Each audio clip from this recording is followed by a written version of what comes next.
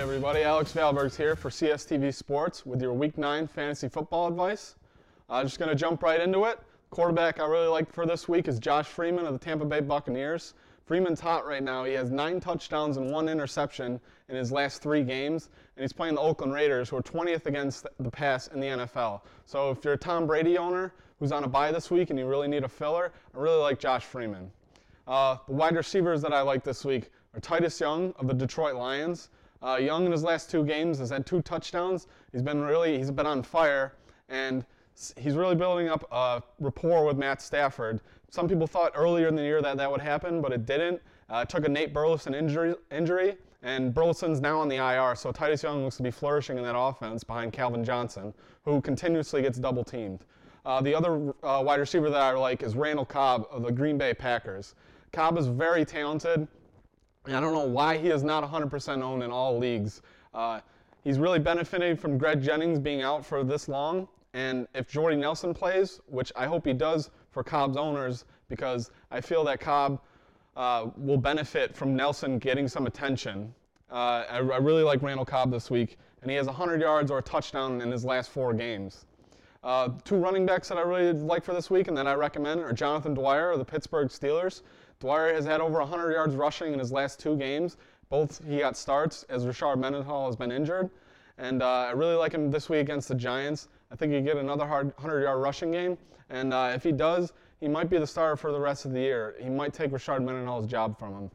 The other running back that I really like is Jamal Charles of the Kansas City Chiefs. Jamal Charles is one of the 5 best running backs in football. He's very dynamic, and just because he's had a couple bad games in a row does not mean you should be benching him. You need to start him. If Romeo Crennel is smart, he will give Jamal Charles at least 20 touches. He only got about 8 to 10 last week, and that was a mistake.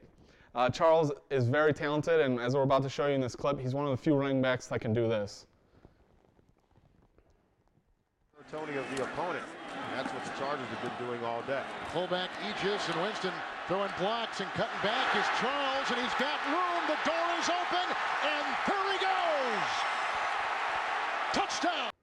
As you can see, he's very talented, and you can't bench him. Don't panic. Jamal Charles owners, he'll come around. He'll get you another big game soon.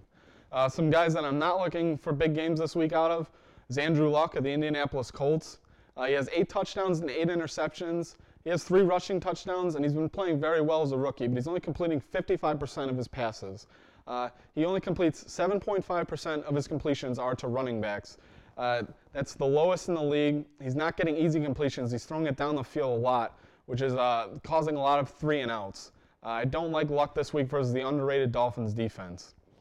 Wide receivers that I love their talent, but I don't love who they're playing in the situation this week. First is Julio Jones of the Atlanta Falcons.